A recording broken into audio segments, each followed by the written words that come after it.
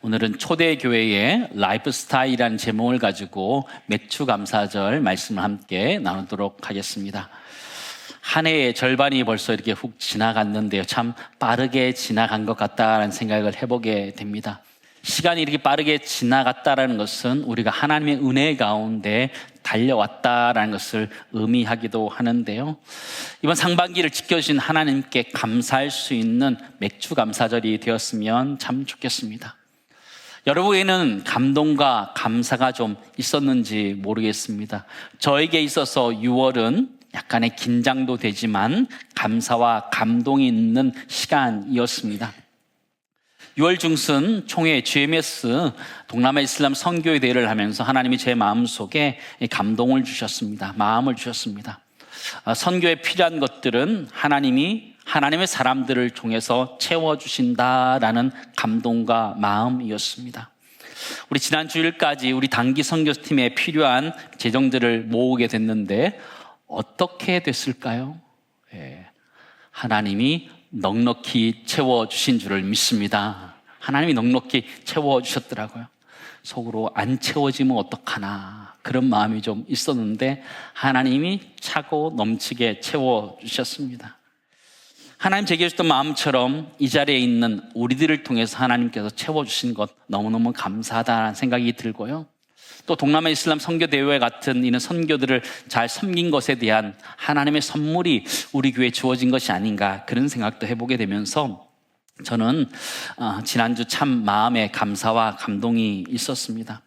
오늘은 맥주 감사절인데요. 우리는 농사를 짓지 않지만 때로는 이 맥주 감사절이 우리에게는 또 낯설다라는 생각도 들어지지만 사실 맥주 감사절의 의미를 생각하면 농부가 아니더라도 우리 마음속에 감사할 수 있는 것도 있다라는 것들을 보게 됩니다.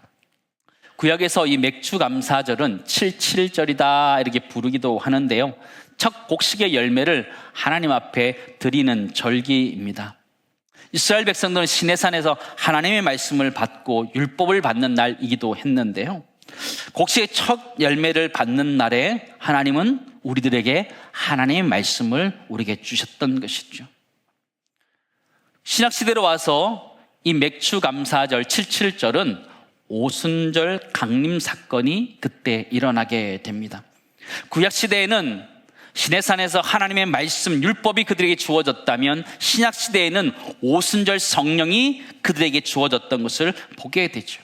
그렇다면 이스라엘 백성에게 있어 추수감사절은 사실 하나님이 주시는 선물과 같은 날이다라는 것을 알게 됩니다. 우리 모두는 그 하나님의 선물을 받은 것이죠. 하나님의 말씀을 받고 성령을 받은 정말 축복받은 날이 이 맥주감사절이라는 것이죠. 근데 놀라운 대비가 일어나는데 그게 무엇이냐면 구약시대는 이스라엘 백성들이 금송아지를 숭배함으로 말미암아 3,000명이 죽임을 당했는데 신약시대에 와서 오순절날 성령 임함으로 베드로가 복음을 전하였을 때 3,000명이 돌아온 역사가 일어났다는 것을 보게 되죠. 하나님의 역사는 사람을 살리는 역사인 줄을 믿습니다. 우리 교회나 우리 모두가 사람을 살리는 사역들을 할 수 있으면 좋겠다 그런 생각들을 해보게 됩니다. 올해 우리 교회의 표현은 Eat, Pray, Love인데요. 이 Eat, Pray, Love가 사실은 초대교회 사람들, 성령 충만했던 초대교회 사람들의 라이프 스타일을 그대로 잘 보여주고 있어요. 먹고 기도하고 사랑했던 삶, 그들의 삶이 초대교회의 라이프 스타일인데 그 모습을 하나하나 좀 살펴보았으면 좋겠습니다. 초대교회의 라이프 스타일을 살펴보면서 지금의 우리 자신의 라이프 스타일은 어떤지 돌아보는 그런 시간이 되었으면 좋겠습니다. 우리가 초대교회를 주목해야 되는 이유는 초대교회는 현대교회가 우리들이 쫓아가야 되는 아드폰테스, 기본이고 기초이고 이상이기 때문입니다. 그러므로 그들이 살았던 라이프 스타일 3가지를 함께 살펴보는 시간이 되었으면 좋겠는데요. 첫 번째는 그들의 첫 번째 라이프 스타일, eat, 무엇을 먹었는지 살펴보기를 원합니다. 42절, 46절 말씀 우리 같이 읽겠습니다. 그들이 사도의 가르침을 받아 서로 교제하고 떡을 떼며 집에서 떡을 떼며 기쁨과 순전한 마음으로 음식을 먹고, 그죠? 초대 교회의 라이프 스타일 첫 번째는 잘 먹었다는 겁니다. 여러분, 잘 드시기 바랍니다. 여러분, 건강은 잘 먹는 데 있는 겁니다. 잘 먹어야 건강합니다. 근데 초대교회는 그런 육신의 음식만 잘 먹었던 것이 아니라 영적인 음식을 잘 먹었던 것을 보게 됩니다. 42절에 보면 사도들의 가르침을 받아 이렇게 표현하고 있습니다. 하나님의 말씀을 먹었다라는 것입니다. 영의 양식을 먹었다라는 것입니다. 그리고 그들은 집에서 떡을 뗐다 이렇게 표현해 주고 있는데요, 이 떡을 뗐다라는 표현은 단순히 식사를 했다라는 것을 뛰어넘어서 예수님의 살과 피를 기념하는 성만찬의 은혜를 날마다 그들의 가정에 가졌다라는 것을 의미하고 있습니다. 그들이 날마다 떡을 떼고 먹었던 이 장면을 성경은 교제다 이렇게 표현하는데, 이것을 코이노니아다 성경은 이야기하고 있습니다. 우리는 코이노니아 그러면 친교, 교제 이렇게 이야기해서 그냥 먹고 즐기는 것을 친교다, 교제다 생각하는데, 성경이 말하는 진짜 친교는 무엇이냐면 예수 그리스도의 살과 피를 함께 나눈 형제 자매들이 교회 공동체 안에서 함께 하는 것, 그것이 진짜 코이노니아다라는 것이죠. 우리 모두는 예수 그리스도 안에서 한 형제 자매인 줄을 믿습니다. 우리 모두는 생명의 떡이신 예수 그리스도를 먹고 마셨기 때문에 우리는 한 형제 자매라는 것이죠. 그의 피로 하나 된 형제 자매라는 것이죠. 사람이 떡으로만 살 수 없습니다. 우리 인생이라는 것을 가만히 돌아보면요, 세상의 것들로 많이 채울 수 있습니다. 우리 마음들을 많이 채울 수 있습니다. 내가 가지고 있는 돈으로, 권력으로, 재력으로 여러 가지로 채울 수 있지만 우리 심령 가운데는 채워지지 않은 심연과 같은 것이 있어요. 그것은 무엇으로 채워지냐? 예수 그리스도로 채워진다는 것이죠. 우리 모두는 그걸 체험하며 살아가는 것이죠. 초대교회 성도들이 먹었던 것이 무엇입니까? 그들은 하나님의 말씀을 먹었고 예수 그리스도의 살과 피를 나누면서 그 십자가의 은혜를 먹었던 자리였던 것을 보게 되죠. 그러므로 우리는 이 땅의 삶들을 살아가면서 무엇을 먹어야 될까요? 첫 번째 나누기 원하는 것은요, 우리는 하나님의 말씀과 십자가의 은혜를 먹어야 되는 줄을 믿습니다. 우리는 그렇게 살아가야 된다는 거예요. 우리 그리스도인들이 뭘 먹어야 되느냐? 하나님의 말씀인 성경 말씀을 먹고 십자가의 은혜를 먹어야만 살아가는 것이 우리의 존재라는 것이죠. 우리의 라이프 스타일을 돌아봤으면 좋겠습니다. 여러분이 좋아하는 음식은 무엇입니까? 여러분, 내가 먹는 것이 곧 나다라는 말이 있습니다. 단순히 생명 연장을 위해서 먹는 것이 아니라 내가 먹는 것이 나의 라이프 스타일이 무엇인지를 보여주는 것이죠. 우리는 무엇을 먹으면서 우리를 채워가고 있으십니까? 우리는 종일 먹지요. 삼시세끼 먹고 간식 먹고 야식 먹고, 그죠? 간간히 먹습니다. 우리가 많이 먹는 걸 언제 알 수 있냐? 제가 금식을 한번 해보니까요, 정말 많이 먹고 싶어 하더라고요. 삼시세끼는 기본이고요, 중간중간 간식을 어찌나 그렇게 먹고 싶어하는 저 자신을 보는지 여러분 한번 금식해 보시기 바랍니다. 얼마나 많이 먹는지. 앞에 천은 뺐습니다. 네, 얼마나 많이 먹는지, 네, 얼마나 많이 먹는지 모르겠어요. 우리는 우리 육신이 살찌도록 건강하도록 많이 먹습니다. 그런데 때로는 우리 영혼이 점점 야위어 가는 것 아닌가? 우리 영혼을 좀 돌아봤으면 좋겠습니다. 우리는 건강을 위해서 이약 저약도 잘 챙겨 먹습니다. 그러나 우리 영혼을 위해서는 잘 먹지 않는 것 같아요. 우리 영혼을 굶기고 있는 것 아닌가? 우리 자신의 영혼을 좀 돌아봤으면 좋겠습니다. 객관적으로 우리 자신의 영혼을 좀 돌아보면서 여러분 관리하셨으면 좋겠어요. 한번 따라하겠습니다. 나는 소중하니까.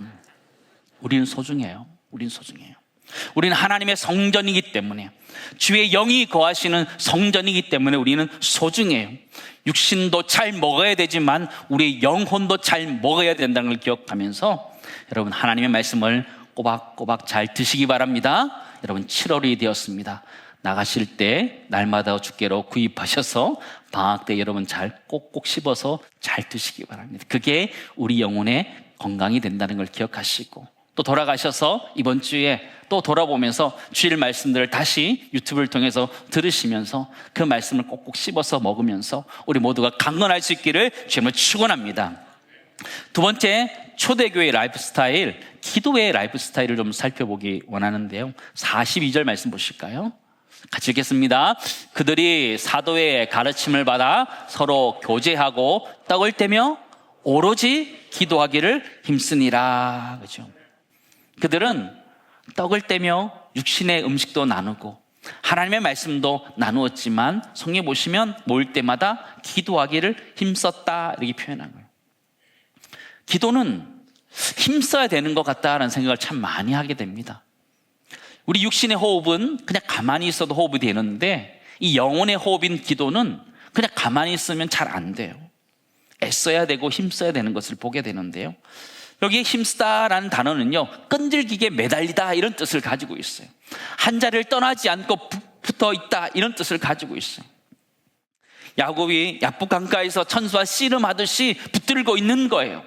당신이 나를 축복하지 아니하면 가지 않겠다, 놓지 않겠다라는 마음을 가지고 붙잡는 것, 그게 기도라는 거예요. 힘쓰는 것이라는 거예요. 기도는 그렇게 힘써야 된다는 거예요. 한번 기도하고 대충 기도하고 많은 것이 아니고 기도는 응답될 때까지 붙잡고 있는 거예요. 하나님 나에게 축복하지 아니하시면, 내게 응답하지 않으면 하나님 놓지 않겠다는 마음을 붙잡는 거예요.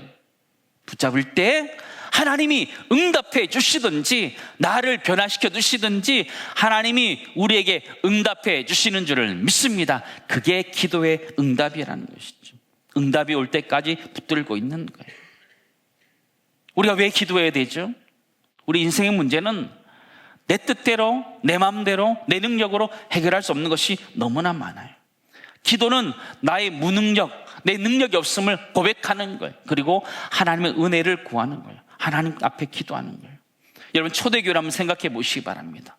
초대교회는 여러분 박해의 시기였습니다. 기독교가 박해당하던 시기였습니다. 그들이 할 수 있는 것이 별로 없었습니다. 그들이 할 수 있는 것이 없어서 그들은 모여서 기도하였습니다. 그러나 그것이 그들에게 있어서 가장 큰 축복이 되었다는 것을 우리는 잊지 말아야 돼요. 초대교회 역사를 보면 박해의 역사이기 때문에 그리스도인들이 할 수 있는 것이 별로 없었어요.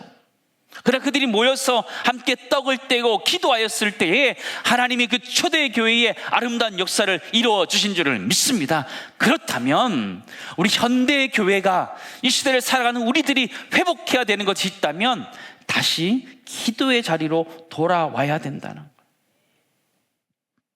우리 이제 7월부터 하반기를 시작하게 되는데요, 우리가 해결해야 될 것들이 참 많이 있습니다.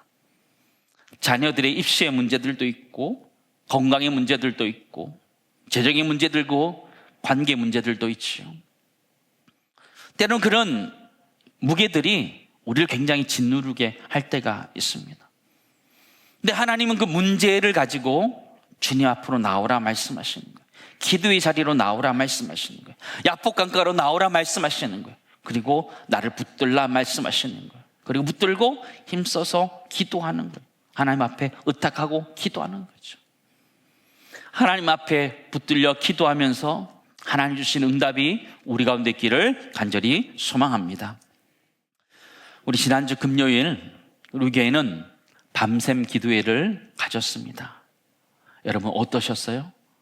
너무 행복한 시간이었습니다.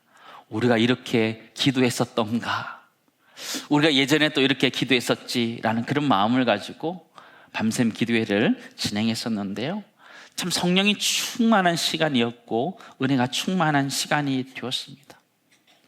밤을 새워서 기도한다, 여러분 그것은 간절함이 담겨 있는 것입니다. 예수님께서 밤이 새도록 기도하셨습니다. 그것처럼 우리는 밤을 새워서 기도했습니다. 주님은 12제자를 택하기 위해서 밤을 새도록 기도하셨습니다. 주님은 그 밤을 새우면서 기도하시고 그 다음에 제자들을 택하시고 제자로 세우시고 그들을 사도로 삼으시고 세상 가운데 파송하셨고 열방 가운데 복음을 그렇게 전하게 되었습니다. 주님은 밤새도록 기도하셨고 간절함이 그에게 있으셨습니다. 그렇다면 우리에게도 그런 간절함이 있는지 돌아봐야 되지 않을까요? 우리는 기도할 때 보면 너무 쉽게 포기하는 것 같아요. 잠깐 기도하다가, 몇 번 기도하다가 그냥 포기하는 것 같아요. 기도는 끈질기게 붙들고 하나님 앞에 나아가는 것인 줄을 믿습니다. 하나님 들어주시든지 나를 변화시켜 주시든지 하나님이 둘 중에 하나 하시라고 하나님 앞에 나아가는 거죠. 붙들고 기도하는 거죠. 6개월 살아오는 동안 하나님 은혜가 참 많았지만 또 6개월 살아가면서 우리는 하나님의 은혜가 필요하지요. 6개월 생각하면 걱정과 염려도 많이 되지요. 옛날에 참 많이 불렀던 찬양 가사가 여러분 떠오릅니다. 여러분 기도할 수 있는데 라는 찬양 아십니까? 참 가사 직설적이고 좋은 것 같아요. 기도할 수 있는데 왜 걱정하십니까? 기도할 수 있는데 왜 염려하십니까? 그렇게 말하고 있는 거죠. 우리는 또 6개월을 달려가면서 생각해야 될 것 많아요. 걱정해야 될 것 많아요. 염려해야 될 것 많아요. 그러나 기도할 수 있는데 왜 걱정하냐는 거죠. 초대교회 그 박해의 역사 가운데서도 기도하였을 때에 하나님의 역사가 나타났다면 우리가 기도할 때에도 하나님의 역사가 우리 삶 가운데 나타나는 줄을 믿습니다. 우리는 그 호흡을 배워야 되는 거예요. 초대교회에 아무런 능력도 없고 아무런 것도 없을 때 그들이 기도했을 때 하나님 초대교회의 부흥의 역사를 주셨던 것처럼 우리가 기도할 때에 하나님 우리에게 큰 역사를 베풀어 주실 줄을 믿습니다.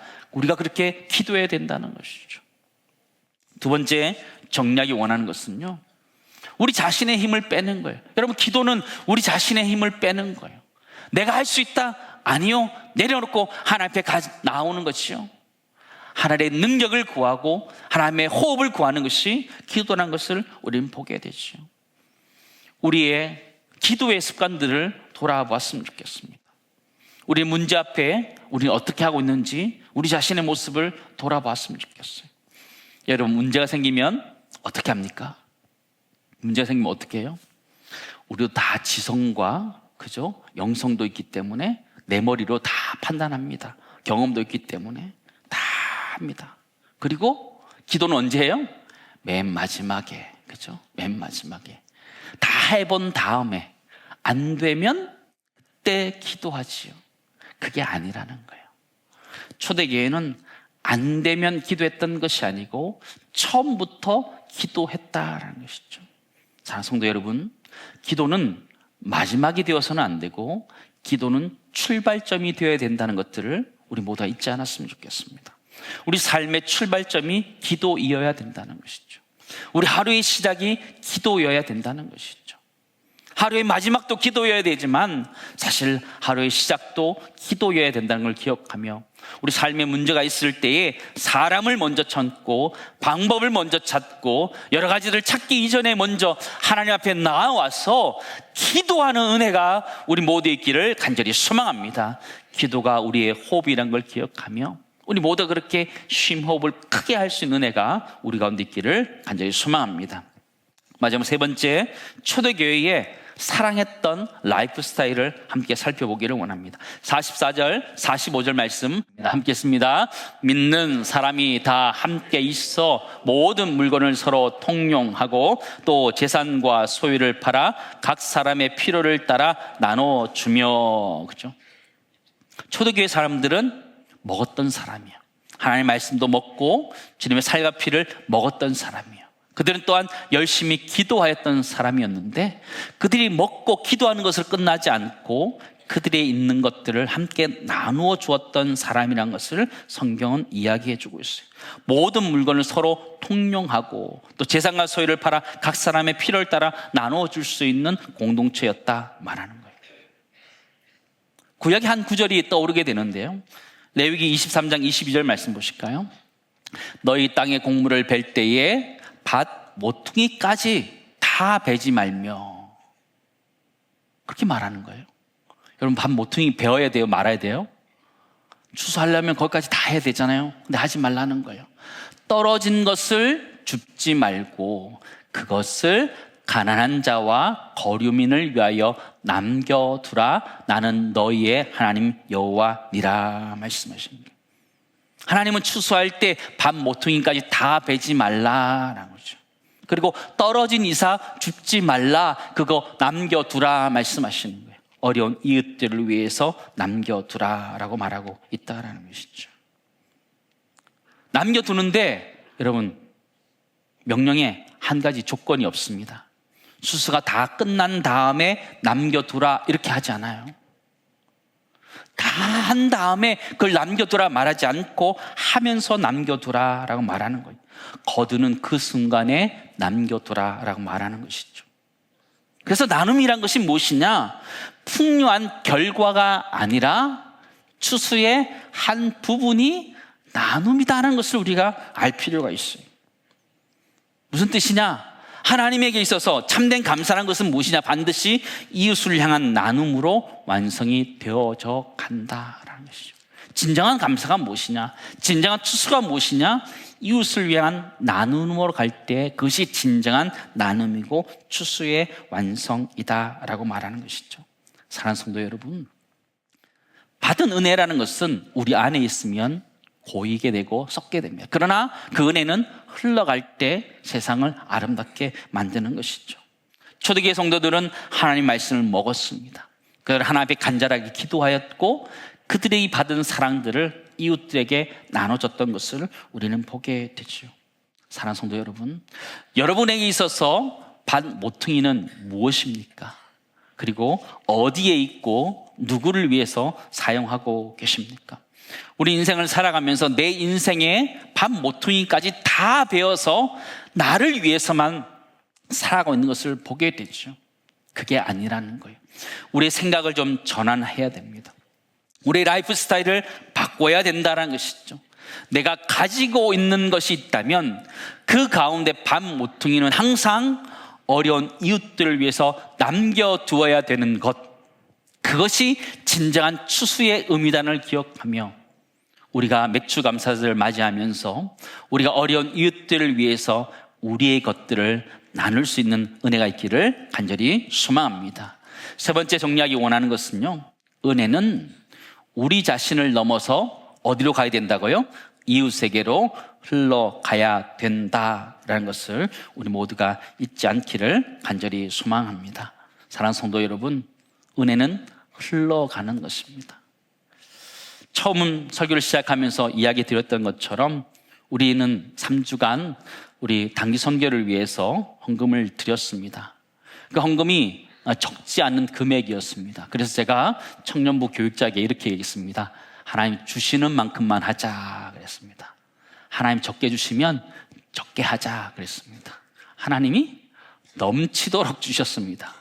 이제 넘치도록 일해야 될 것 같습니다. 그래서 단기 선교 때 열심히 하라고 제가 얘기했습니다. 하나님 다 채워줬기 때문에 열심히 해야 되는 것 같아요.